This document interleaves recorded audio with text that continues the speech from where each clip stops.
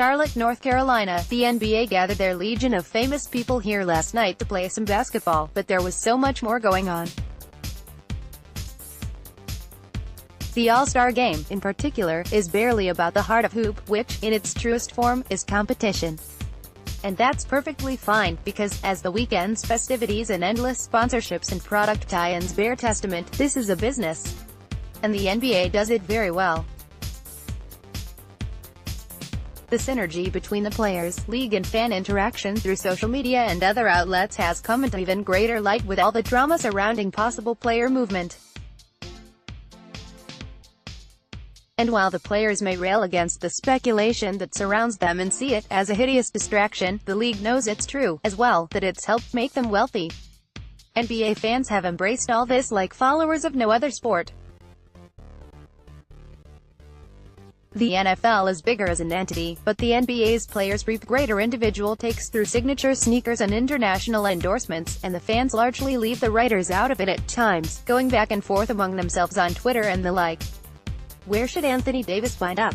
While the Pelicans field offers after the season, the civilians will get to play along.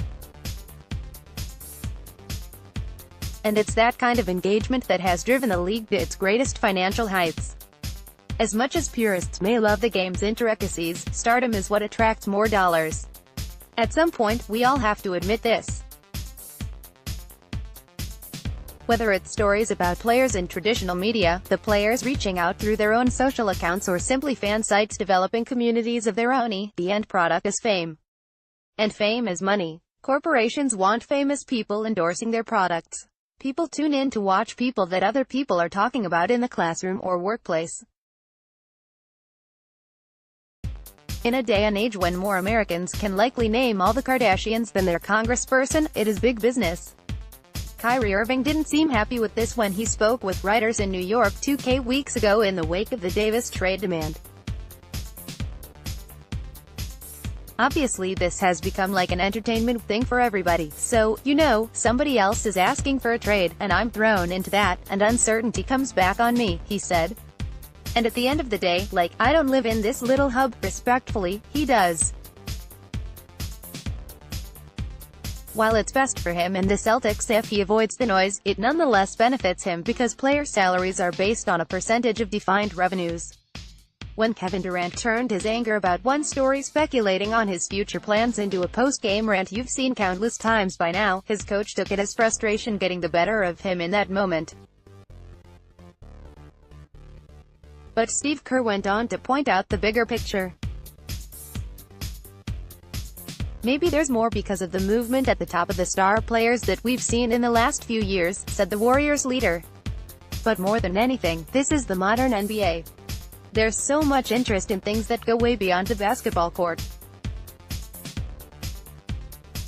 It used to be pretty much you just had to talk about basketball. We're all actors in a soap opera. We really are. So we have to deal with that part of it and also understand that that's a big part of the revenue stream, the intense interest and passion that fans have for who's going where, what team's doing what.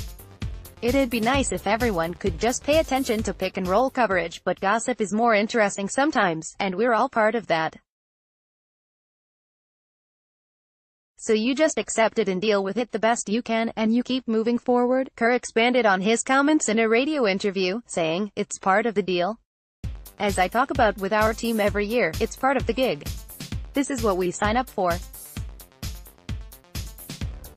And, yes, we all get paid for our either coaching ability or playing ability, but we also get paid to be part of the soap opera and the machine, whatever you want to call it, the beast.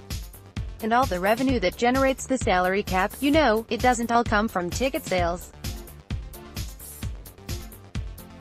It comes from media rights and all kinds of financial streams that are based on people's intense interest in the league. None of this is meant to defend shoddy, or absent, reporting by those who write or speak about the game for a living, and both players and fans are right to call out offenders. What we're doing is simply recognizing what's grown from all this and how it seemed to be done more and better around the NBA. Don't believe it? Just take note of how little you've heard about Bryce Harper and Manny Machado, free agents now, relative to all the talk about what Davis, Durant, Irving and others will do several months hence.